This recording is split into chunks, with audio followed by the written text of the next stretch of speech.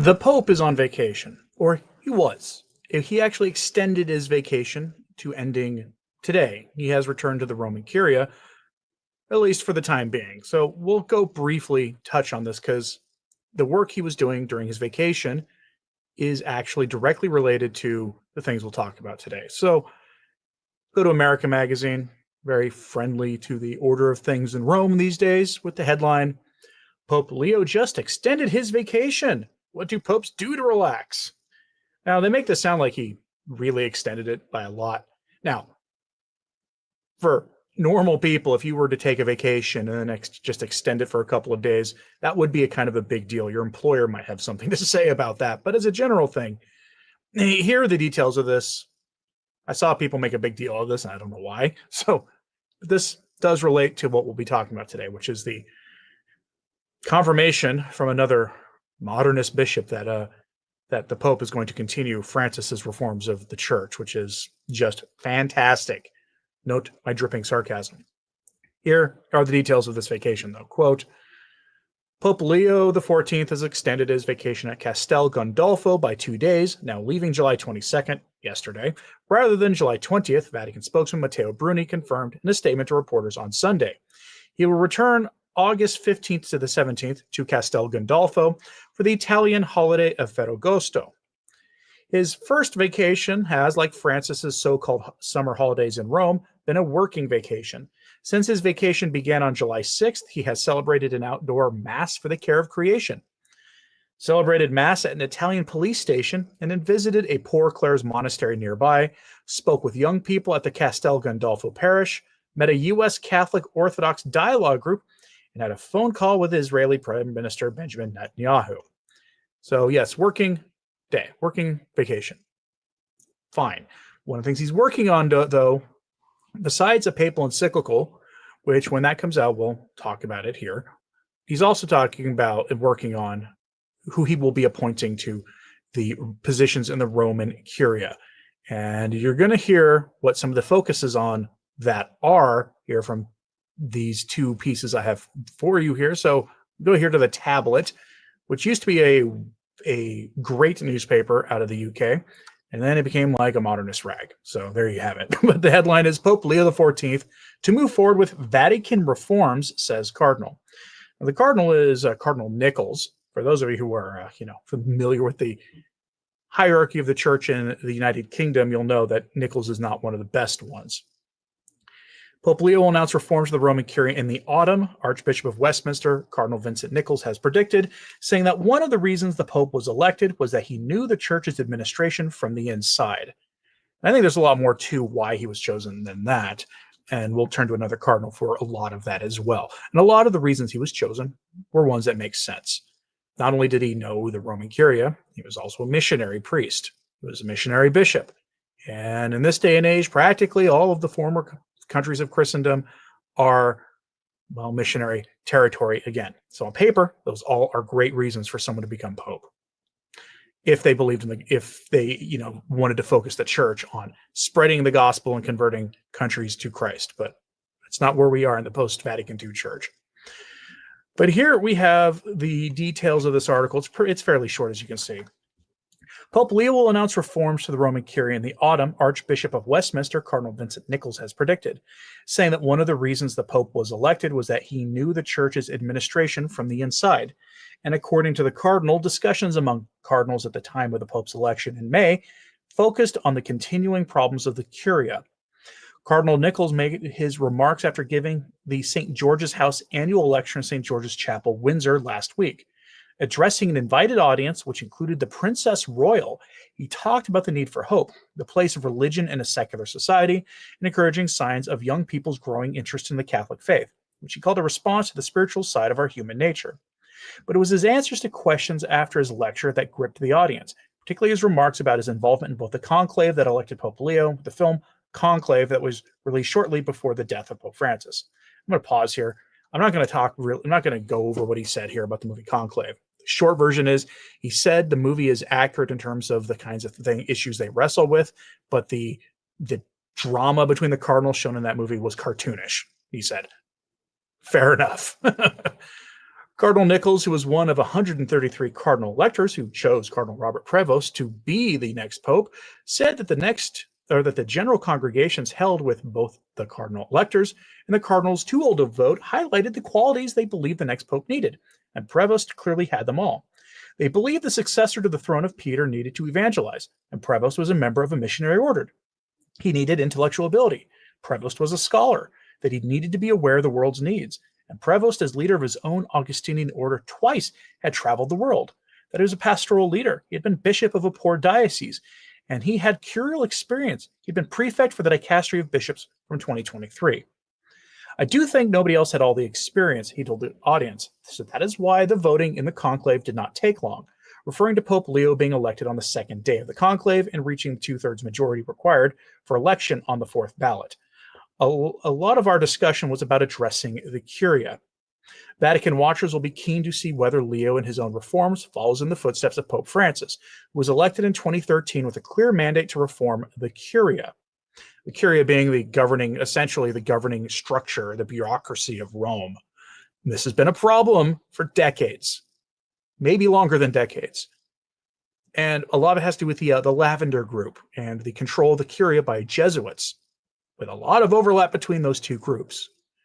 And this is why every attempt at reform has either failed or just been a smokescreen. I don't think Francis was trying to really reform the Curia. Or if he was, he thought he could do it while keeping the Jesuit and Lavender power structure there. Just get more people who share his vision of the church into those positions without having to worry about their other associations. Nothing changed, unfortunately.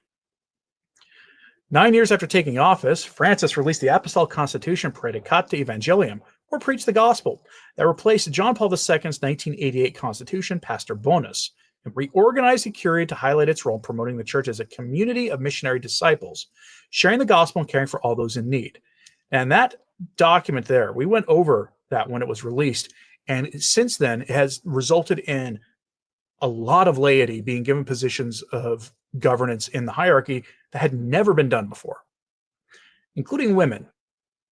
You're going to see that the Pope has not changed that one bit. Early signs are that Pope Leo is intending to continue the reforms of his predecessor, who is keen to diversify the makeup of the Curia, ensuring it reflected the church more strongly by appointing representatives from across the globe rather than just the West, and increasing the appointments of women. In June, during an audience with the staff of the Secretary of State, Pope Leo said that it had, quote, taken on an increasing universal character and has grown considerably. With nearly half of its employees lay people, of which more than 50 are women, the Secretariat of State itself reflects the face of the church, he said.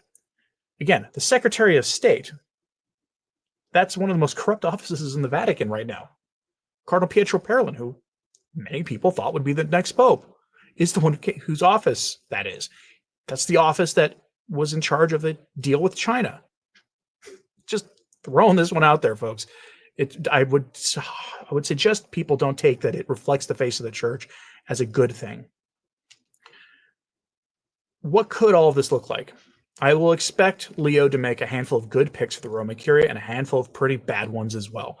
That's my suspicion, and I hope that I'm wrong and that all of his picks are the best men available to defend the faith. We'd all love to have a Roman Curia full of cardinals like Burke and Serra, or for Schneider to receive a promotion to a post in Rome, but it's much more likely that some semblance of balance will be struck in the name of unity. But the aim will be to finish the job of reforming the church into the new synodal church and its new synodal religion. That is going to be their aim. Don't take my word for it. Here's an interview with Cardinal Cupich days after the conclave, explaining why Pope Leo was chosen. And this is published in a Spanish language outlet called La Nacion. And the translating extension doesn't like to keep the translation up very well. So I just have it, everything he said that's pertinent here, put into one place. Links for all of this will be at returntotradition.org or the new Anthony Stine subreddit. Either way, links in the description box below. You can check these out for yourself. Don't take my word for it. But he's asked in this interview, right after the conclave, how long did he know Robert Francis Prevost? And here is his answer to this question and a few related ones that gives you exactly what Cardinal Cupich and the other cardinals are getting at when they talk about him continuing the work of Francis. Cardinal Cupich says, quote, I've known him, Prevost, for about 6 years because he was appointed to that dicastery for bishops like me, and we worked together there, but even more closely in the last 2 years when he became prefect. So it's a relationship that has developed over the past 6 years. He's a tireless worker who in many ways has a vision for the church very similar to that of Pope Francis. I think the qualities of the cardinal saw in him, at least the ones I considered important to know if he was the right person, were, first of all, as I said, that he's a tireless worker. He speaks several languages, that he understands different cultures. He's lived on 3 continents. He's a pastor and has a strong record of administration, as he demonstrated while serving as prior general of the Augustinians. So let's pause there. Cardinal Nichols said the same thing. And on paper, they're right. Those are great qualifications for someone to be pope. Let's continue. Those are some of the qualities I think the cardinals identified talking with each other, either at the general congregations or afterwards, and that were important for us moving forward. It was also very clear that we wanted someone to continue the work of Pope Francis. There was no interest in moving away from that or going in another direction. There was a great appreciation for Pope Francis that we all brought to our conversations. I think the new Pope made it clear in his opening remarks that he wants a synodal church. And he demonstrated this with the cardinals this Saturday. That'd be the Saturday after the conclave. After a few brief words, he sat and listened to them for an hour and a half as they raised questions. That's exactly what a synodal church means, teaching, but also listening. And he demonstrated this clearly. Now, if that's all a synodal church meant, then nobody would be worried about synodality, right? There's more to it than that. The most worrying issue is, according to Cardinal Cupich, the ongoing reform of the Curia, which includes finances, but also everything related to personnel, retirement funds, the number of employees in the Vatican offices, also the management of the Holy See's assets. We know there's room for improvement there, and he, Leo XIV, has the ability to surround himself with the right people to carry it forward. End quote. Now, he does elsewhere in that interview, asked a key question about the relationship between the Pope and the United States, and if Catholics in America will start donating again. And Cardinal Cupich said, actually a thing I agree with 100%. That while it's important for Catholics to donate to Rome under right conditions, I'm not telling you to donate to Rome right now, but it's important that Catholics support the work of the Holy Father, that the U.S., though, should not be used as an ATM for Rome. And I agree 100%. And I'm happy, weirdly applauding Cardinal Cupich for saying something as basically common sense as that. But the 2 big issues of reform, implementing the synodal church and the material reforms of the Curia, including hiring more laity and women and appointing them to positions of power. Both of those were the projects of Francis's, and both had not been successful at that time. And that's what they're focusing on, reforming the Curia and implementing synodality. Cupich said it himself. Cardinal Nichols said it himself. Now, on the second note, on the appointments to women to the Curia, a high-profile journalist from the corporate media has some advice for the Pope. She bases this on a friendship she developed with a nun who knew Cardinal Prevost well. That nun knew that Prevost would become the Pope, and she believes that as Leo XIV, he, meaning the nun, telling this to this journalist whose name you probably know, will be the one to right the wrongs of treatment of women in the church. That's from a nun. Now, I want you to understand that when you say the church has done these kind of wrongs, you're saying the spotless bride of Christ has committed sins. I want you to wrap your head around that concept, because I can't. Headline from National Catholic Reporter: Norah ODonnell hopes Pope Leo XIV moves the church forward for women. Now, Norah ODonnell is a Catholic. Pretty sure she is. And she has a lot to say. This is a very narrative kind of personal story, how great Francis was. Nothing that should surprise anybody. Here are her thoughts, her advice to Pope Leo XIV. Because, she's a hoity-toity journalist for a mainstream outlet, I think NBC. So she should be taken very seriously, don't you know? Here's the media putting pressure on the Pope to change things in the church for them. Quote, "As a mother, I've come to believe that women are the backbone of the church. Nearly 600,000 women serve as nuns around the world. I asked Sister Rose, the nun who's her friend, whether women should have a greater ministerial role. She didn't hesitate. Yes. She told me, what people need to realize is that if there's a problem and women are not a part of the solution, it will not be solved in any type of long-term, meaningful way. Women have to always be a part of the solution. Yes, say it louder for the people in the back. Women have to always be a part of the solution. Francis, too, acknowledged the power of women. Women are the ones who move changes forward, all sorts of changes, he said. They are braver than the men. They know how best to protect life. But he also added, making space in the church for women does not mean giving them a ministry.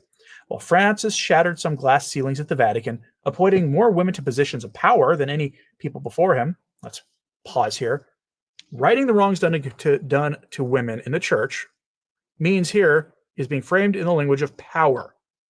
Power as your locus of control or your locus of your focus of your analysis and of your argument is usually a Marxist framing. Usually, not always, but usually. And when it's coming from secularists like this, it is almost always Marxist. Women have gotten a raw deal because they don't have power. She's celebrating Francis for putting more women in positions of power.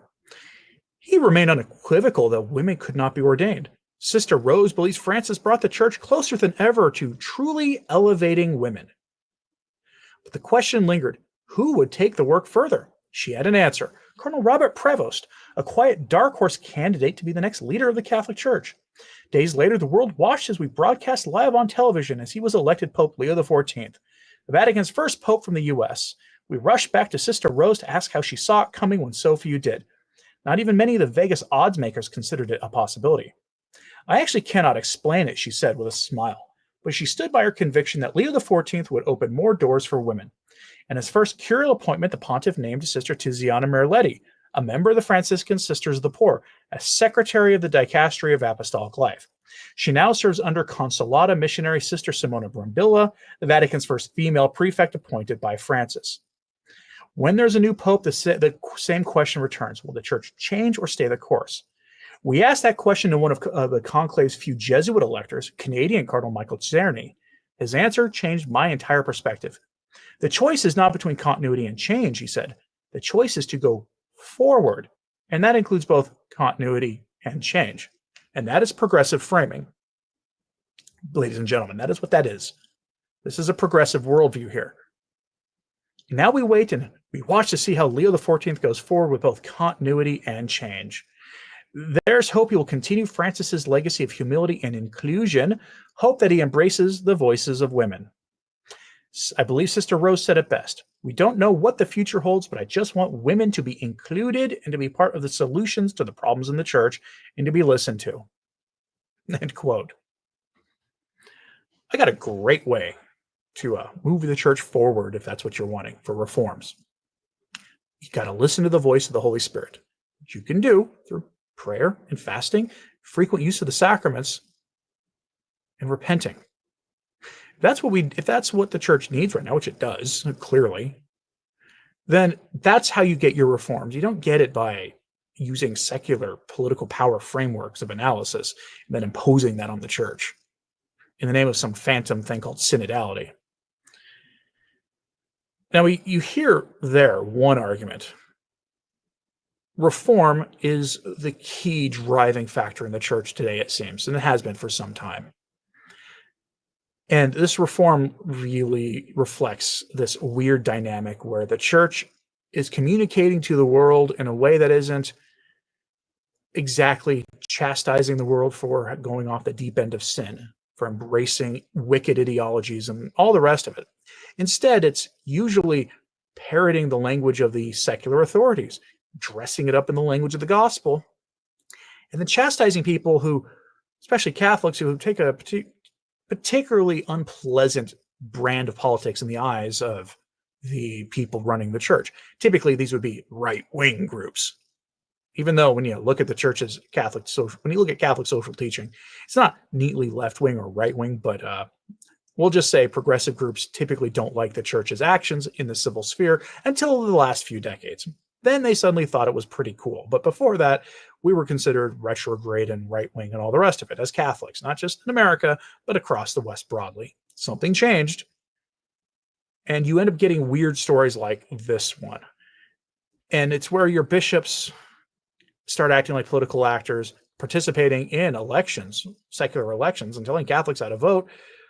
And not just on well, you can't support people who vote certain ways on certain topics, but in general, like in Germany, where they told people not to vote for their milquetoast center-right political party that is, by German standards, hard right-wing, but by American standards is pretty milquetoast. This comes from Info Vaticana. Under the headline, German Archbishop issues stern warning, do not use the right to life to divide society. And that's a German Archbishop dressed like some sort of Protestant minister. They have this weird habit of doing that in Germany, and I don't know why.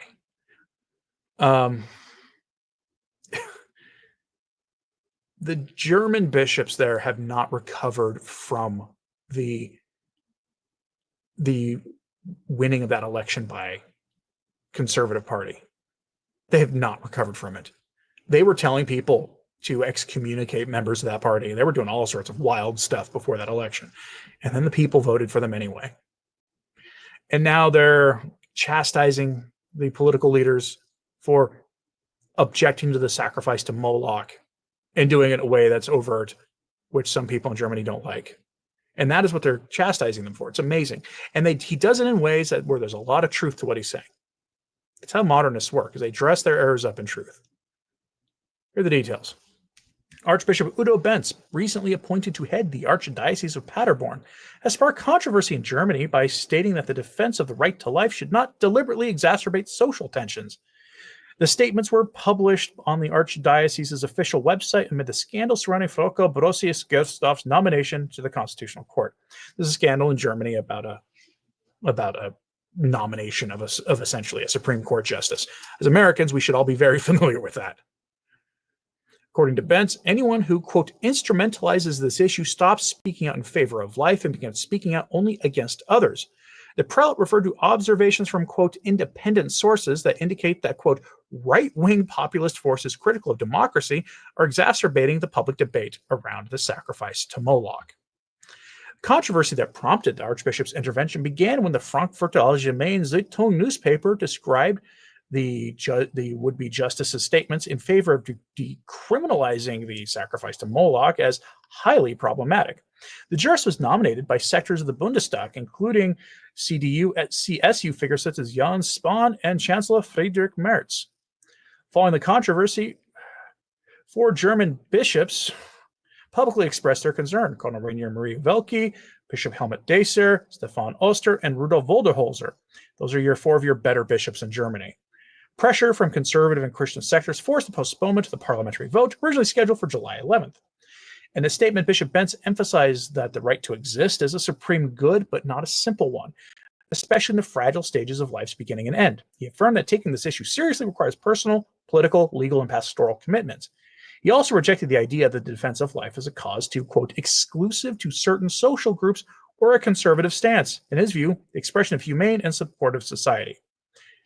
Now, a lot of what he said there sounds right, except you got to remember, in Germany, bishops like that one are at the forefront of equating the sacrifice of the most vulnerable in the name of comfort, in the name of prosperity, in the name of safety and choice to a religious value. And they equate it with all sorts of other social ills. So it's one issue among many. It's the seamless garment heresy. There are forces in society, he is right to say, that use the sacrifice to Moloch, and the entire issue of life is an instrument of power. What he gets wrong is the context. He's chastising right-wing political parties for taking a hardline stance, and wants the issue broadened to be so inclusive of every topic under the sun that the sacrifice of the most vulnerable in the name of freedom, choice, and prosperity loses all meaning. And that is exactly what he's doing here. And the problem is, nothing is going to happen. Broader issue of our time right now is reform, reform, reform. We're waiting to see the Pope's appointments to the Roman Curia. Mostly people will be paying attention to the prefects of the various dicasteries. You're going to learn a lot by who he chooses to run the other dicasteries or to help those prefects run them. And most people seem to be ignoring his appointments to various dioceses, which have been almost all bad. There have been a handful of decent ones, but some mostly bad ones. And it's bishops like this who are allowed to keep talking. And I don't understand why it's hard for people to see this. That when you get bishops like this who are never corrected by their nuncio as a warning, they never receive an apostolic visitation. It's always the ones who have a more conservative approach to pastoral questions and to hot button social issues that get the apostolic visitations. They get canceled because they don't go along with Rome. We'll see if that continues in the near future. I hope that we don't get any more Bishop Stricklands in the near future, but I'm not confident. I'm curious what you think about all this. Let me know in the comments. Are you surprised at all by any of the things we talked about here today? Where's that bishop? Or it's this elevation of power is the most important thing, according to Norah ODonnell, who the National Catholic Reporter decided to give space to for some reason, as if that woman doesn't have enough of a platform on NBC to cover, give out her opinions on all manner of things under the sun. Or are you surprised at all that you now have Cardinal Nichols repeating what Cardinal Cupich and others have said about why we have who we have as our new Pope? Let me know what you think about all this in the comments, please. Hit like and subscribe if you haven't. It does help. Sharing this on social media helps a lot too. Please pray for everybody we spoke about today. Not trying to make you angry at them. They usually do a good enough job on their own. And as always, pray for the church. I'm Anthony Stine. Ave Maria.